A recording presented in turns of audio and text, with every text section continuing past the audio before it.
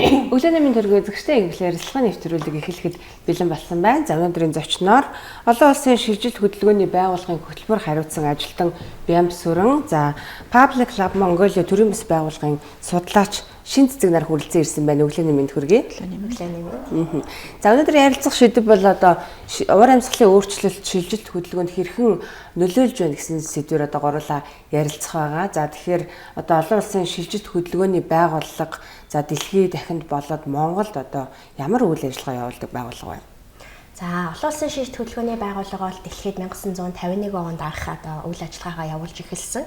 Дэлхийд дахиндах одоо нийт 174 оронд одоо гишүүн оронтой салбар байгууллага байгуулад үйл ажиллагаагаа явуулаад явж байна. Ерөнхийдөө дэлхийн аль ч орны шилжилт хөтөлбөрийн онцлогоос үл хамааран олон улсын шилжилт хөтөлбөрийн байгууллага нь аюулгүй эмх зэгцтэй шилжилт хөтөлбөрийг зохицуулахад одоо засгийн газруудад дэмжлэг үзүүлэх ба яг шилжин суурьшигчдад одоо шууд бас туслаад дэмжлэг үзүүлж явдаг байгаа. Монгол улс бол 2008 онд анх одоо олон улсын шилжилт хөтөлбөрийн байгууллагын гишүүн орноор элсэж ороод 2010 онд Монгол дахь салбараа нээсэн. Энэхүү одоо өнгөрсөн 15 жилийн хугацаанд бол гол 2 одоо шилжилт хөтөлбөрийн урсгалын хүрээнд ерөөхдөө чиглэлийн хүрээнд үйл ажиллагаагаа явуулдаг. За эхнийх нь бол ер нь гадаадын шилжилт хөтөлбөр буюу олон улс руу чиглэсэн олон улс хоорондын шилжилт хөтөлбөрийн чиглэлээр үйл ажиллагаа явуулдаг. Энэ дундаа илүү одоо зохион тэмдэглэн хэлэхэд хэлийн менежментийн асуудлууд, улс хоорондын хэлийн хяналтын байгууллагуудын чадварыг бэхжүүлэх, за тэгээд хэлийн хяналт болон хэлийн менежментийг сайжруулах, одоо салбар дундын уялдаа холбоог одоо хангах талын үйл ажиллагаанууд явагддаг. За цаашлаад хүн удирдах гэмт хэрэгтэй тэмцэх, хүн удирдах гэмт хэргийн хохирогчдын одоо хохирогчдод тусламжийг үзүүлэх, хүн удирдах гэмт хэргийн хохирогч болох магадaltaй эрсдэл бүлгүүдэд бас тэдгээрийн мэдээллийг сайжруулах, чадварыг бэхжүүлэх, даван туулах одоо боломжоор нь хангах иймэрхүү үйл ажиллагаанууд явуулдаг. Хамгийн сүүлд нь бол яг энэ одоо олон улсын шилжилт хөтөлбөрийн хүрээнд бол бидгээд яг гадаадд байгаа монголчууд буюу хэлийн чандах монголчуудтай харилцаа холбоотой байх. Энэхүү иргэд маань эргээд Монгол улстай эргэн ирэх одоо хүсэл зорилгыг нь одоо биелүүлэхэд тусламж дэмжлэг үзүүлэх, гадаадад байхдаа ч гэсэн одоо эрхээ хамгаалуулах энэ одоо талаар нь бидэд бас тусламж дэмжлэг үзүүлэн ажилладаг байгаа. За хоёр дахь яг гол шилжилт хөтөлбөрийн яг урсгалыг дагсан үйл ажиллагаа маань дотоодын шилжилт хөтөлбөр байгаа. Дотоодын шилжилт хөтөлбөр бол илүү орон нутгаас хот зуран газар руу чиглэсэн, хот зуран газраас орон нутаг руу чиглэсэн шилжилт хөтөлбөрийн хүрээнд энэхүү шилжилт хөтөлбөрийг яаж зөв зохистой зохицуулах вэ? Энэхүү шилжилт хөтөлбөрөнд оролцож байгаа иргэд маань өөрсдөө төрийн үйлчилгээндээ хэрхэн хамрагдах уу? Хэрхэн одоо эмзэг бүлгийн иргэд маань ч гэсэн өөртөө тустай, өөртөө хэрэгтэй хэрэгцээнд нь суурилсан тусламж дэмжлэгээ бас ах уу энэ тал дээр нь бид бас дэмжлэг үзүүлэн үйл ажиллагаагаа явуулдаг. Тодруулж хэлбэл манай Монгол улсын одоо ямар төрлийн шилжилт хөтөлбөр төлхөө явагдаж байна? За ерөнхийдөө дэлхийн орнуудад бол яг энэ улс хоорондын гадаад шилжилт хөтөлбөр илүү төлхөө явагддаг. Монгол улс бол маш онцлогтой дотоодын шилжилт хөтөлбөр айгүй их явагддаг. Би тэгэд өөрсдөө одоо хэдий одоо нүүдэлчин арт түмэн угаасаа нүүдэлтэй гин шилжин суурьшдаг зүйл бол маш юм байглаасаа уламжлалт зүйл боловч орчин үед бас одоо нийгэм эдийн засгийн нөхцөл байдал өөрчлөгдөж байгаатай холбоотойгоор яг энэ хөдөө орон нутагт байгаа малчид хөдөө орон нутгийн иргэд маань энэ уур амьсгалын өөрчлөлтөөс үүдэлтэй одоо аливаа сөрөг нөлөөлөл нийгэм эдийн засгийн байдал амжиргаагаа залгуулах боломж тутмаг болоод ирэхээрээ байгалийн энэ гамшигт нэрвэгдээд ирэхээрээ хот суурин газар руу илүү шилжиж ирж байгаа. За дээрэс нь хот хөдөөгийн хөгжлийн ялгаа бас нэлээд одоо өргөсөж томорч ирж байгаатай холбоотойгоор хөдөө орон нутаг руу яг энэ чиглэсэн одоо дотоодын шилжилт хөтөлбөрийн төлхөө ажиглагдаж байна. Гэхдээ нөгөө талаараа бас яг энэ хот суурин газарт хэд төвлөрөл үүсэж байгаа, агаарын бохирдол, төвчрэл тэгээд хөдөлмөр эрхлэх боломжууд бас одоо дутмаг болж ирж шээ. Тэрийг дагаад одоо 2021 он 22 оноос хойшоо хот суурин газараас хөдөө орон нутаг руу эргээд уруу шилжилт хөтөлбөр, буцах шилжилт хөтөлбөрийн ийм хандлагууд ерөнхийдөө бас ажиглагдаж байгаа. Судлаач одоо шин цэцгийн хувьд бол одоо судалгаа нь хэр байна? За чиг хандлагын талаараас ярил. За манай судалгааны баг нүүби шилжилт хөтөлбөрийн байгууллагын сонгосон төслийн хүрээнд төсөл хэрэгжиж байгаа 4 аймагт уур амьсгалын өөрчлөлтөөс үүдэлтэй шинжилгээ хөтөлбөр ер нь байна уу, болж гинөө. Үнэхээр уур амьсгалын өөрчлөлтөөс болоод энэ байгалийн гамшигт үзэгдлүүдийн эрчим давтамж нэмэгдэж байна. Энээс болоод малчид энэ нь өөрөө малчдын хөдөө орон нутгийн иргэдийн шилжих үндсэн суурь шалтгаан болж байгаа мүү гэмүү тий. За тэгээд ингээд шилжийн суурьч хөдөлгөөн хийхэд эднэрт ямар хүндрэл бэрхшээлүүд тохиолдож байгаа юм. Тэгээ эрэгтэйчүүд, эмэгтэйчүүд, хүүхдүүдэд энэ өөр ялгаатай нөлөөлж байгаа мүү гэмүү. Ер нь цаашдаа энэ шилжилт хөдөлгөөн ямар чиг хандлагатай байх нь вэ гэдэг эдгээр асуултуудын хүрээнд судалгааг өнгөрсөн оны 11 сараас 25 оны 1-р сарын хооронд зохион байгуулсан. Одоо анхдагч мэдээлэлээс өгөгдлүүдийг цуглуулад одоо бид статистикийн мэдээллүүд, дэлхийд дахна бүс нутгийн хэмжээнд энэ чиглэлээр хийсэн судалгааны ажлууд эдгээр дээр үндэслээд судалгаанаас гарах одоо дүгнэлт зөвлөмжүүд дээр одоо ажиллаж байна.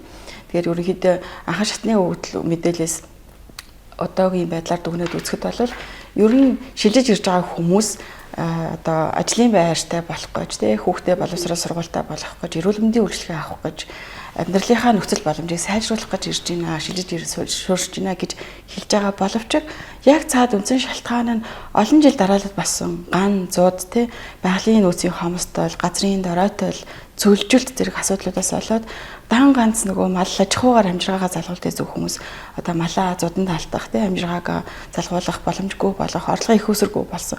Эдгээр шалтгаанууд нь бүр үндсэн шалтгаан болоод нэгэнт одоо орлогогүй ажилгүй болсон хүмүүс одоо хот зөрөн газар ажил төрөл эрхлэхээр ирж байгаа.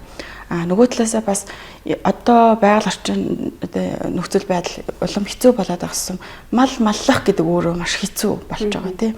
Тэгэхээр ийм хэцүү амьдралаар бас үр хүүхдээ амьдруулмааргүй байна.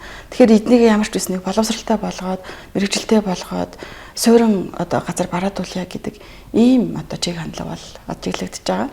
Тэгээд бид бас манай судалгаа бас яг шилжийн иргэсэд болон одоо малааж амьдарч байгаа малчид тэгээд хүүхдүүдийг хамруулсан юм онцлогтой. Тэгээд эднээс авсан судалгаа одоо ирээдүйд 10 жилийн дараа ер нь таана байх вэ, юу хийж явах вэ гэдэг ийм асуултуудыг асуух судалгаа хийж байхад бол ихэнхдээ те 3 хүүхэд дотмын нэг нь бол ямар нэгэн байдлаар Улаанбаатарт юм уу Төв сургууль газарт амьдран те гэж хэлж байгаа. За тэгээ бас ихэнх олон хүүхдүүд бол гадаадад амьдрнаа гэж хэлж байгаа. Ихэнх малчдын 3 малчин дотмын нэг нь бол одоо ер нь ирээдүйд юу болохыг бид нар сайн мэдэхгүй байна. Энэ анжаараа зуд болоод ивэл одоо хэцүү байна. Тийм учраас одоо ямар ч нэг Төв сургууль газар руу явах байхдаа айгүй болол гэдэг ийм одоо хандлагатай байгаад байгаа. Малчтын хувьд за саяны ярьсан асуудлуудын улмаас одоо хоцорон газар руу шилжих хөдөлгөөн ихсэж байна гэж байгаа. За одоо нэгэнт ирсэн тохиолдолд магадгүй дасан зохицох чадварыг яаж одоо дээшлүүлэх вэ? Ерөнхийдөө дасан зохицох чадварын хувьд бол нэг хоёр талтай зүйл ярих гэдэг.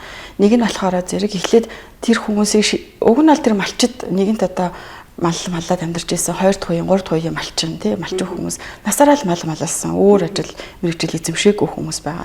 Тэд нар бол хүсэл сонирхол бол уг нь бол тий болдог болвол чаддаг болвол тэндээ байгаад л малаад байж юмар байгаа. Тэгэхээр уур амьсгалын өөрчлөлт нь дасан зохицох, даван туулах, тэр сүрэн давах одоо тэр чадварыг нэмэгдүүлэх, тэр уур амьсгалын өөрчлөлтүүд байгалийн гамшигуд олон дахь хатуумжтай болоод байгаа юм бол яаж дасан зохицох юм бэ? Яаж тэр гамшигуудад одоо хариу үйлдэл үзүүлж амьдрах юм бэ гэдэг ийм дасан зохицох одоо асуудлууд яригдана. Нөгөө талаа нэгэнт одоо Төв сургууль газар шилжиж ирсэн байгаа хүмүүст бас хүндрэл бэрхшээлүүд маш их болж байна тий. Хамгийн нэгдүгüрт бол манай Төв сургууль газрууд Улаанбаатар хот, Хөвсгөл, Завхан гэдэг ч юм уу тий. Энэ аймагуд бид нар уламжлалтаараа нэг юм уулын дунд байршдаг учраас одоо суурьшлийн бүсүүдийг тэлэх боломжгүй болсон. Энтэй холбоотойгоор тэр хүмүүст ингээ шинээр газар олгох боломжгүй.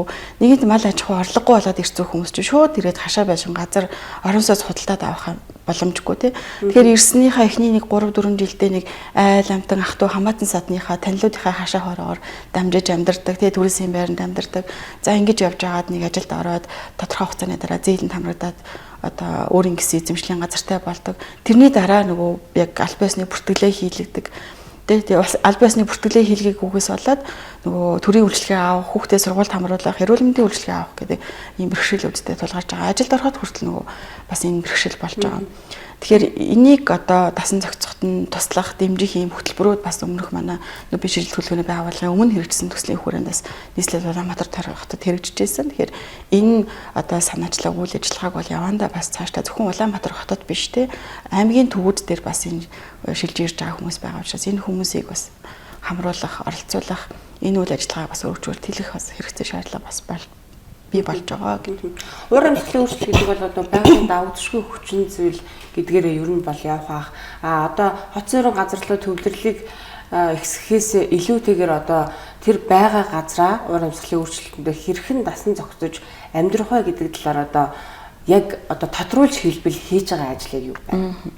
Яг хоо манай малчтын хувьд бол уламжлалт Монголын мал аж ахуй болвол бэлчээрээс сэлгэж нүүдэг те жилдээ одоо дор хаж 6-аас 8 удаа 10 удаа нүүдэг.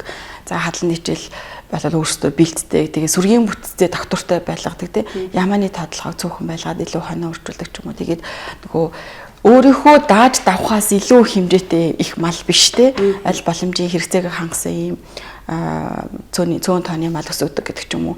Тэгээд өвөл болохоор отор нүүдэл хийдэг те нутагт нь гам болох юм бол бас өөр дэше отор нүүдэл хийдэг гэдэг ч юм уу. Ийм уламжлалт аргууд байгаа да. Энэ нь өөрөө яг энэ байгалийн одоо эрсдэс үзэгдэл те байгалийн амжилт үзэгдэл болоход тохиолдоход одоо энийг даван туулдаг тасан зохицдог арга нь байсан байна.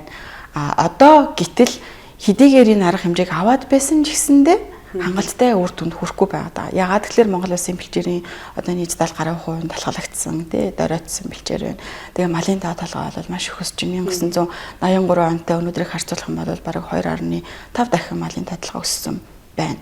Тэгэхээр энэ уламжлалт аргууд нь буцаад эргээд тасан зохицох арга хэмжээ болж чадахгүй үр дүнгээ өгөхгүй байгаа учраас одоо илүү одоо доктортой хөдөө аж ахуй одоо дадлуудыг төлөвшүүлэх илүү малыг чанаржуулах, цөөхөн байлгах. Тэгээд мал аж ахуйн бүх төрлийн түүхэд бүтээгдэхүүнүүдийг одоо зах зээлийн эргэлтэнд оруулах тий малчдын орлогын их усүрийг одоо дан ганц малаас хамааралтай биш өөр бас орлогын их усүрүүдийг бий болгох, малчдыг чадваржуулах ийм хэрэгцээ шаардлагууд бас гарч ирж байна. За уур амьсгалын өөрчлөлтөд шалтгаалсан шилжилт хөдөлгөөнийг одоо зохицуулах төслийн талаар ярил. За бусад болоод нэгдсэн үндэсний байгууллагаас хэрэгжүүлж байгаа тусламжийн төслүүдээс юугаар онцлогтой байна? За манай яг энэ уур амьсгалын өөрчлөлтөөс үүдэлтэй шилжилт хөдөлгөөнийг зохицуулах нь гэдэг төсөл маань олон улсын шийдвэрлэх хөдөлгөөний байгууллагын хөгжлийн сангийн санхүүжилттэй 25-аас 27 онд 2 жилийн хугацаанд хэрэгжих юм төсөл байгаа. За энэ хүү төсөл маань өөрөө ерөөхдөө гол 4 үйл ажиллагаанаас бүрдэж байгаа. Эхний ажил нь бол яг манай одоо энэ Public Lab Mongolia-тай хамтраад хийж байгаа уур амьсгалын өөрчлөлтөөс үүдэлтэй шилжилт хөдөлгөөний талаар гол судалгаа маань байгаа. Энэ хүү судалгаа маань өөрөө төслийн бүх үйл ажиллагаанд суур болж те яг төслийн маань үр дүн яг баримт нотлохонд суурилсан байх талаар юм хангах юм гол зорилготой үйл ажиллагаа байгаа. За хоёр дахь нь болохоор онцгой байдлын ерөнхий газартай хамтраад яг энэ уур амьсгалын өөрчлөлтөөс үүдэлтэй байгалийн гамшигт хариу арга хэмжээ авах те гол байгууллага бол онцгой байдлын ерөнхий газар байгаа. Тэгэхээр тухайн онцгой байдлын ерөнхий газрын албан хаагчдын чадварыг бэхжүүлэх сургалтууд үндэсний хэмжээнд бас явагдана. За гурав дахь нь болохоор яг энэ уур амьсгалын өөрчлөлт тасан зохицох те даван туулах за энэтэй холбоотой мэдлэг мэдээлэл бол зөвхөн төрийн байгууллагуудад биш олон улсын байгууллагуудад биш иргэдэд аягүй чухал байгаа та. Тэгэхээр яг энэ талаарх гол мэдээллийг энэ талаарх мэдлэг одоо тий мэдээллийг иргэдэд өгөх мэдээллийн аян маань орон даяар бас одоо 10 хоногийн хугацаатай явагдаад өнөөдөр дуусч байгаа. Тэгэхээр дасан зохицыг таван туулъя гэдэг урайны одоо хүрээнд явагдаж байгаа. Хамгийн сүүлийн ажил маань юу вэ гэхээр яг энэ чадхыг нь одоо төрийн байгууллагуудын чадхыг нь бэхжүүлээд иргэдтэй мэдээлэл өгөөд тий судалгаа баримт нотлогоо үүсгэсэн ч гэсэн яг энэ эмзэг бүлгийн иргэдэд яг энэ уур амьсгалын өөрчлөлт болон түүнтэй холбоотой байгалийн гамшигт үзэгдэл илүү их нэрвэгдэж байдаг.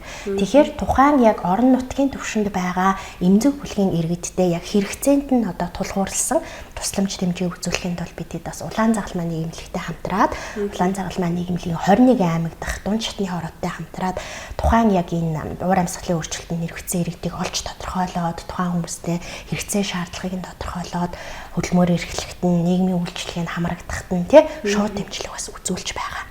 За энэ төслийн маань бас хүрээнд маш нэг чухал юм нь юу вэ гэхээр бас бусад нүүбийн байгууллагууд олон улсын байгууллагуудаас юугаараа онцлог байгаад байна вэ гэхээр Монгол улсад одоо хэрэгжиж байгаа уур амьсгалын өөрчлөлттэй холбоотой төслүүд маань ихэвчлэн яг байгаль орчинд гарч байгаа үр дагавруудтай байгаль орчин хүрээлэн буй орчинд гарч байгаа үр дагавруудыг нэлийн харж эдийн засагт гарч байгаа үр дагавруудыг нэлийн харж хэрэгжиж байгаа. Манай олон улсын байгууллагын олон улсын одоо шилжилт хөдөлгөөний байгууллага бол илүү яг энэ уур амьсгалын өөрчлөлтийн шилжилт хөдөлгөөнд гаргаж байгаа нөлөөлөл нийгэмд одоо гаргаж байгаа нөлөөлөл те илүү нийгэм талаас нь болон яг хүнд энэ маань ямар одоо нөлөөллөөр хүрч байгаа юм бэ? Энэ хүнд тэгвэл ямар дэмжлэг үзүүлэхтэй бол одоо ёстой юм бэ гэдэг илүү хүн төвтэй талаас нь харж байгаагаар илүү онцлог гэж бодож байна.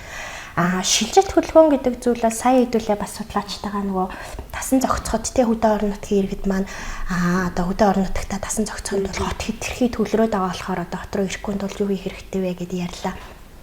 Шилжилт хөдөлгөөн гэдэг зүйл маань бол яг Монгол улсын тийм үндсэн хуулиндаа заагдсан дагуу Монгол улсын бүх иргэн өөрийнхөө хүссэн газараа тийм шилжин сууршин амьдрах эрхтэй байгаа. Тийм ч учраас яг энэ шилжилт хөдөлгөөнийг төр тусмаа тасан зохицох үйл ажиллагааг бидгээд хоёр талаас нь авч үзээд байгаа. Эхнийх нь болохоор хэрвээ тухайн иргэн маань өөрөө орон нутагтаа одоо яг сууршаад мал аж ахуйгаа эрхлээд тий цаашдаа орон нутагтаа амьдрахыг хүсэж байгаа бол яг сая судлаачийн маань хэлснээр илүү одоо орчин үедээ одоогийн нөхцөл байдалтай таарсан тасан зохицох үйл ажиллагаанууд авах шаардлагатай байгаа тий. Нөгөө талаараа хэрвээ тухайн иргэн маань за одоо ингээд уур амьсгалын өөрчлөлт байгаль орчин цаг маань тий өөрчлөгдөд би одоо хөдөө орон нутагтаа мал маллах хоцорын газар руу би шилжмээр байна гэвэл тэр бас тэр хүний 100% өөрийн сонголт. Тэрэнд бол төр засгаас болон олон улсын байгууллагаас ч юм уу ямар нэгэн хориг тавих юм уу, шүүмжлэх юм уу, түүнээс урьдчилан сэргийлэх гэдэг юм бол ер нь байж болохгүй тий. Тэгэхээр одоо яг энэ хөдөө орон нутгаас бас ирээд байгаа, хот руу ирээд байгаа иргэдийг бас буруутгах тий. Хаарын бохирдол одоо замын төвчрэл ч юм уу тий. Иймэрхүү зүйл буруутгах саналгууд аягүй хажиглаад байдаг. Манай төсөл бол яг энийг бас нэлээд чухалчлан авч үзээд тий. Энэ бол энэ хүмүүсийн нэгт сонголт юм. Хоёр шилжилт хөдөлгөөн гэдэг зүйл маань өөрөө нийгэм эдийн засагт хэрхэн одоо төрөөс зохион байгуулалт зохицуулт нь ямар байгаас хамаарат эерэг болон сөрөг нөлөө аль нь гарч болох юм аа. Тэгэхээр бид хэд бас зөвхөн сөрөг талаас нь харж болтгоо маа гэдгийг бас маш голчилж үзэж байгаа. Сая бас таны хэлснээр яг энэ шилжилт хөдөлгөөн гэдэг зүйл маань тий айгүй их одоо хот руу бас явагдаад байгаа нь яхахгүй үнэн. Тэгэхээр энэ дээр яг олон улсын байгууллагын дэмжлэгтэйгээр төр засгийн бас одоо бодлого төлөвлөлтөнд тий бид нар ерөнхийдөө зөвлөмж өгөх тий яг зөв зохицуулах уу гэдэг талаас нь төсөл маань хамгийн гол одоо зорилгоор ажиллаж байгаа. Төсөл ер нь хэрэгжээд эхэлсэн гэж ярьлаа шүү дээ тийм ээ. Тэгэхээр за манай улсын хувьд одоо аймаг сумдаар нь ч юм уу ингээд авч үзвэл одоо аль аймаг сумдад багтч гэдэг юм уу тий одоо ер нь бол одоо амьдрахад хэцүү нөхцөл байдал илүү их үүссэн байна гэдгийг бас тодорхойлоо.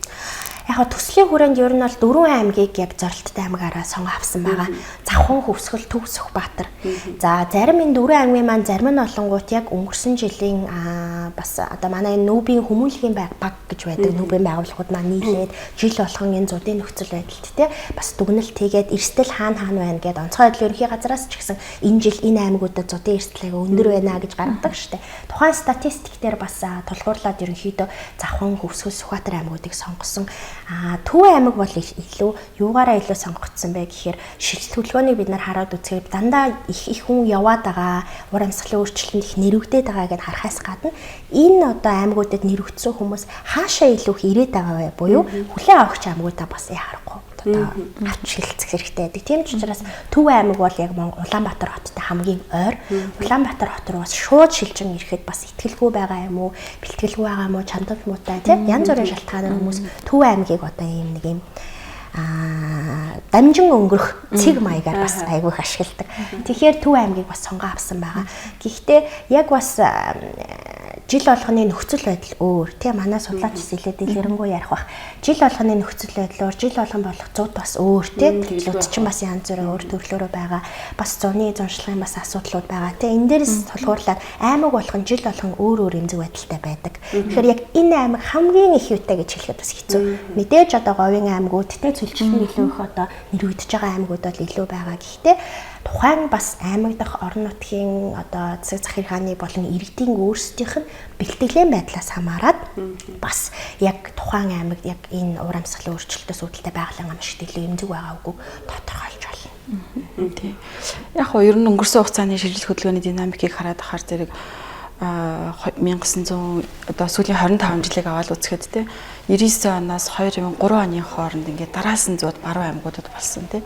Үүний дараа бол 2003 онд нэг 40 орчим мянган иргэн 2004 онд бас 39 мянган иргэн баруун аймагуудаас Улаанбаатар хот руу шилжиж ирсэн байгаа. За үүний дараа 2009 он 10 онд бас зууд болсон. Энийний дараа бас тодорхой бас 30 гаруй мянган иргэн Улаанбаатар руу шилжиж ирсэн байгаа. За өнгөрсөн жилийн одоо Сүхбаатар те Зөв аймагуудад болсон зуудын дараа бол нэлээд бас одоо тэн дээр бол статистик тонараа гарч амжиг байгаа. хүмүүс аймгийн төвдөө шилжээд ирсэн байж байгаа. Тэгэхээр энэ нөгөө малчид нэг удаа зуд толонгууд л за хот явъя гэд ирчихэж байгаа шийдвэр бас биш байгаа даа тийм. Удаан хугацаанд энэ өртсөний дараа одоо бүр одоо чадахгүй нэ болидо гэдэг энэ бууж өгөөд те ирж байгаа. Тэгэхээр нэг талдаа энэ шилжилт хөдөлгөөн хийж байгаа нь бол бас энэ ур амьсгалын өөрчлөлтөнд тасан зохицоод байгаагийн хэлбэр те. Тэнд ингээд тасан зохицоод Улаанбаатар хот руу ч юм уу Төв суурин газар руу ирээд байгаа. А нөгөө талдаа бас яг энийг тэндээ амьдрах одоо шийдвэрөө хിവэр үлдээгээд тасан зохицож чадахгүй байгаагийн ч бас илэрхийлж гэж үзэх гэдэг. Хоёр талтай. За тэгээд ер нь ингээд сая хэлж дээ малчид эрэхтэй шууд Улаанбаатар ч юм уу ирэхгүй ингээд амжаад байна. Тэгэхээр энэ бол тэр малчин хүмүүсийн нэг юм нийгэм соёлын сэтгэхүйн том шилжилт явагдаад байна. Яаж энэ юугаар хэлэх вэ гэхээр зэрэг бид ингээд малчидтай уулзаад явж хахаар шилжээ эргэсэд гэж бид нар бүртгээд судалгаанд хамруулахаар өөрсдөө малчид гэж хэлээд байна. Тэгээд яг маллаа амьдарч байгаа мүү гэхээр зэрэг маллаа маллж амьдраагүй. Тэгээд малчин би шилжээ эргэстэй гэхээр зэрэг үгүй би малчаан нөгөө цөөхөн хідэн малаа ах トゥ хамаатан садны дагуулдээчд би аймагт амьдарч байгаа. Гэхдээ би малчин гэж хэлээд байгаа байхгүй. Тэгэхээр энэ нөгөө Төв аймгаар дамжаад ч юм уу те эсвэл ингээд Сумаасан аймаг руу аймагаас хот руу гэж ингээд дамжиж байгаа чинь эргээд нэг юм сэтгэхүйн оюун санааны шилжилт болоод байгаа. Тэгэхээр энэ хүмүүс бол малчид бол мал аж ахуйтайгаа малтаа бүр юм салшгүй холбоотой ийм хүмүүс. Тэгээд энэ маш том шилжилтийн процесс явагдаж байна гэж. Зүгээр юм нэг хөдөлгөөний биш те оюун санааны өөрчлөлтийн том шилжилтийн процесс явагдаж байна гэж. Насны хувьд болоод хүйсийн хувьд ямар вэ? Яг гоо бид судалгаанд бол яг нөгөө гендерийн тэгш байдлыг хангахын тулд эрэгтэй эмэгтэй хүмүүсийн тоог тэнцүү оролцуулсан, хүүхдүүдийг бас оролцуулсан. Яг одоогоор маллаад амьдарч байгаа хүмүүсийн хувьд бол одоо нэг хамгийн дээдлэн 45 настай, хамгийн доотлол нь 15 настай ийм хүмүүс байгаа. За ахмад настай, өндөр настай хүмүүс бол хөвчлэн нөгөө хүүхдүүдийнхээ харах гад аймгийн төвд ирсэн ч юм уу те тэтгэвртэй гарцсан ингээд эрүүл мэндийн шалтгаанаар Төв суурин газар амьдарч байгаа хийх нь байгаад байгаа. За тэгээд тэнд одоо амьдарч байгаа тэр 40 орчим насны малчдын хэлж байгаагаар бол ер нь одоо бидний үеэр ингээд мал маладаг хүмүүс дуусах нэ. Тэ ийм малчид мал хайгуу хэцүү болж байна. Гэхдээ одоо Хөсгөл аймгийн нэг гимэгтэй хэлж байгаа юм л да өөрөө малчин байсан. Одоо хүүхдүүдээ одоо малчин болоосаа гэж бодож байгаа хэлж байгаа зөвхөн хүмүүсийн нэг. Тэгээ тэр хүү юу гэж хэлж байгаа нөхөр зэрэг уламжлалт мал аж ахуй байгаль цагуураар шинждэг энэ мэдлэг бол аюух сайн байсан. Тэ ер нь байгаль цагуураар шинжээд өвс урамлаа одоо шинжээд хараад ийм өвөл болох нэ бэлдээ сайжруулъя малаа цөөрүүлье гэдэг ийм одоо дасан зохицох арга хэмжээг айгу хийж чаддаг байсан авч чаддаг байсан. Тэр уламжлалт мэдлэг бол одоо байха болж байна тий байха болж байна. За нэгдүгээр тийм байха болж байна. Тэгэхээр одоогийн залуучууд малчин болох хэрэгтэй. Болохдоо боловсралтай малчин болох хэрэгтэй тий. Тэр бизнесийн сургалтын сураад байд юм уу? Мал хөдөө аж ахуйн сургалтын сураад байд юм уу? Малаа яаж чанаржуулах юм? Малаа яаж бизнес болгох юм бэ гэдэг юм сурч ирчээд дээрээс нь тэр уламжлалт мэдлэгийг бас өвлөж аваад сурч ирээд ингээ малчин болох юм бол энэ Монголын одоо уламжлалт хөдөө аж ахуй тий мал аж ахуй бол айгүй сайхан ирээдүй байгаа. Тэгэхээр би хүүгээс малчин болоосаа гэж боддог. Гэтэ би хөвчлөхгүй гэж хэлж байгаа. Тэр ийм хүмүүс бас байгаа. Тэгэхээр тэдэнд бол мэдээж ирээдүйд яг энэ уур амьсгалын өөрчлөлтөнд тасан зохицох, давамжуулахад нь мэдлэг ур чадварууд бас хэрэгтэй болно. За энэ үнийг хийхийн тулд бас нөгөө бидний судалгаагаар харж байгаа юм бол одоо бид нөгөө гамшигын менежментийн төлөвлөгөө цоо байдлын үед хариу үйлдэл үзүүлэх гэдэг ингээ ажлуудыг хийгээд байна тийм. Тэгэхээр энэ төлөвлөгөөнд энийг боловсруулахад хэрэгжүүлэхэд орон нутгийн иргэдийг оролцуулах тэдний дуу хоолойг сонсох гэдэг айгуу чухал байгаа. Яагаад тэгэхээр тэр одоо нэг суманд байгаа Хөсгөл аймгийн эрдэмтэн сум гэж бодоход тий хаана ямар уулд аваа цас одоо их богддیں хаагддیں зам нь хаана байдیں хаанаас сүлжээтэй хаанаас сүлжээгүй тэр имийг тэр орон нутгийн хүмүүс хамгийн сайн мэдж байгаа учраас тэр хүмүүс өөрсдөө одоо онцгой байдлын газартайгаа хамтраад тий сум орон нутгатайгаа хамтраад энэ төлөвлөгөө менежментийг хийх юм бол илүү үр дүнтэй хэрэгжихэд бас илүү наалтцтай ойрхон байх юм байна гэдэг бид бас харж байгаа. Тэгээд бас зөвлөхөр бэлтэж байгаа. Монголчууд бол нүүдэлч ард түмэн шүү дээ. Ер нь л одоо шилжилт хөдөлгөөний хийдэг гэж ойлгож байна. Харин сүүлийн жилүүдэд шилжилт хөдөлгөөнийг зохицуулах энэнд анхаарлаа хандуулах гэдэг нэг ойлголт бий болсон. Өмнө нь бол одоо жишээлбэл сургууль цэцэрлэгт мордох гэдэг бол энгийн үзэгдэл байсан бол одоо яагаад магадгүй энэ дээр ингэж акцент өгөөд гэдгийг бас яг шилжилт хөдөлгөөн гэдэг зүйл маань яг таны сайн хэлснээр бид хэд нүүдэлч ард түмэн болохоор тий анх бол одоо 17 онд манай байгууллага анхын дотоодын шилжилт хөдөлгөөн гээл яриад эхлэнгүүд хүмүүс юу юм тийм онцгой юм бэ? Угаасаа л нүүжидэг штэ гэх яг тийм мурдаал тий сургуультай мурдаал имлэг орохоор нэг хот руу орчоод тэндээ нэг хэдэн сар байж авал хүүхдэд дагаал явна гэж хүлээж авдаг байсан. Гэхдээ энэ юугаараа одоо яг л онцлог болоод байхаар яг дотоодын шилжилт хөдөлгөөний гол урсгал маань хот руу чиглээд байгаа. Тэгээд Монгол улс ч угаасаа хот гэхээр Улаанбаатар хотоо л одоо боддог. Улаанбаатар хотод аль хэдийн яг энэ шилжилт хөдөлгөөний одоо тий зөв зохистой зохицуулалтгүй байгаагаас болоод аль хэдийн тал нь амьдраад байгаа.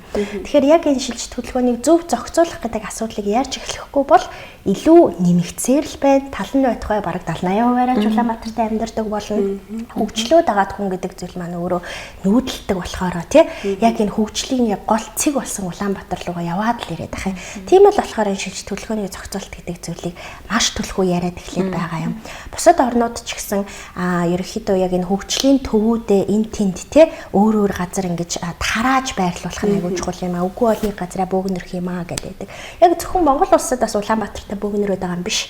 Одоо яг энэ хөгжсөн бүх орнууд анх яг энэ одоо иргэдэн чөлөөтэй шилждэг болоод ирэхээрээ эдийн засгийн те ийм одоо илүү ийм дэвшингүй одоо ийм нөхцөл байдалтай болоод ирэхээрээ айгүй их одоо шилждэг те нэг хоттой төвлөрдөг. Одоо дэлхийн маш олон том хотууд тийм шилжилт хөдөлгөөний нөхцөл байдалтай байсан.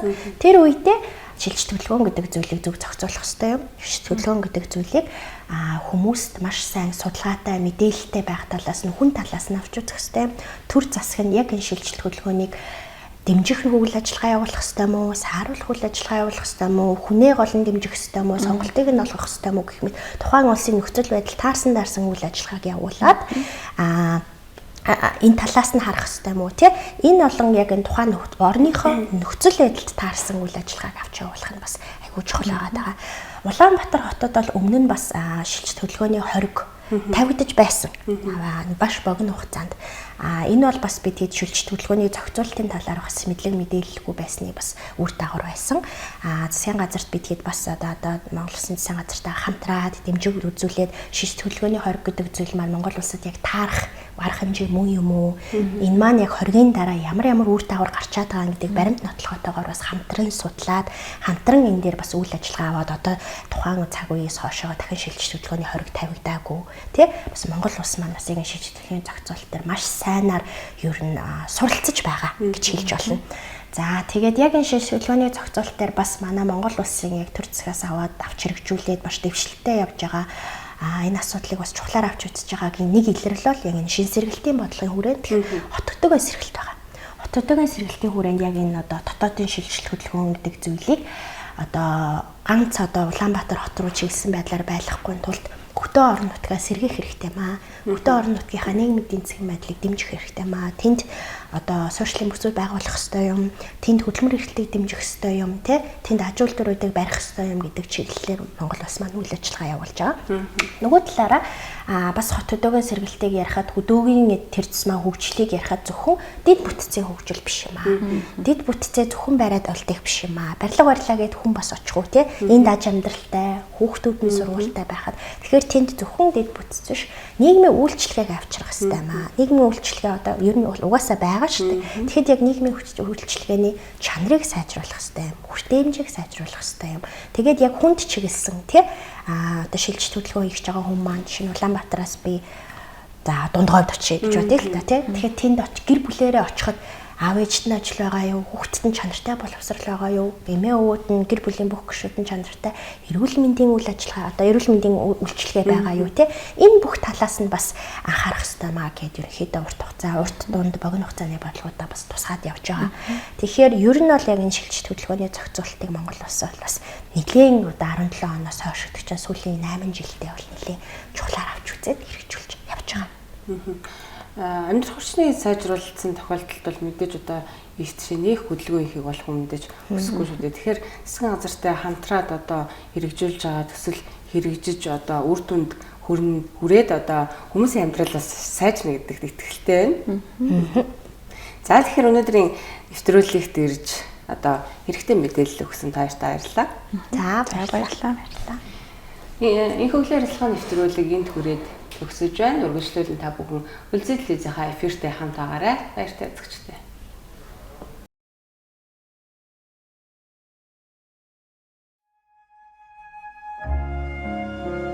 За би Сүхбаатар аймгийн Баруун Орц сумын 8 дугаар өгийн иргэн Дашуулын Дорж Болом гэж хүн байна. 14 жил мал малж байна. 4 хошуу малтай өвлжж байна. Одоо энэ өнгөрсөн өвлийг бол ер нь даван туулахад бол маш хүнд байлаа. Одоо төмөр зууд гэдэг л яг болсон. Одоо дороо хөлдөө, дээрээ гатуу застай. Гадаа гараад гэрээсээ гараад хүнз рүүгээ орж чадахгүй л тийм өвөл болсон шүү дээ. Зас гэдэг чинь учиргүй. Багийн засаг дарга аймгийн дарга нар биднэрт кофшор зам гаргаад өгөхөд кофшор зам гаргаж өгнө гэнэгээл араас нь явхад л тэр нь эргээд 20 санжийн зузаан засаар дартсал явахгүй л байсан. Тэгэхээр ер нь маш хүнд тийм л орчинд бид нар одоо өвлийг даван тууллаа шүү дээ. 800 гаруй 900 толгой авны матай байснаас 100 гаруй толгой малтай үлдсэн. Үхэр нэг 200 гарнаас одоо нэг 50 гаруй толгой үхэртэй. Ер нь манай Сүхбаатар аймгийн нутаг бол ер нь сумдууд бол бараг бүгд хамарсан шүү дээ энэ зодонтчээ. 3000 боодлоо ус бэлдээд тэгэл одоо 3000 боодлоо ус маань дуусаад нэлээд бэлтгэлтэй байна л гэж үтсэн. Тэгээд зод зорхон гэдэг чинь өглөө ороо өдөр шөнөгүй өгдөг. Эхлээд бол 1000 хонтой айл нэг 500-тай болж өгсөн. Сүүлдээ 500-тай айл нэг 200-тай 100-тай л гоцорцгаасан. Баярлын давж чадахгүй хүч гэдэг бол хүн мөхс тийм байх лээ. Манай 8 дугаар байга 9 дугаар хоёр нийлээд 900 гаруй өрхтэй байсан. Сая одоо энэ чинь үзэхэд 900 айлаас 300 айл л хөдөө байна гэж. 330-40 айлаас бараг 30-40 нь эзэнгүй байна. Ихэнх айл ярихад одоо тэгээд аймгийн төв бараадаад аймагт л ажил хийж явна шүү дээ.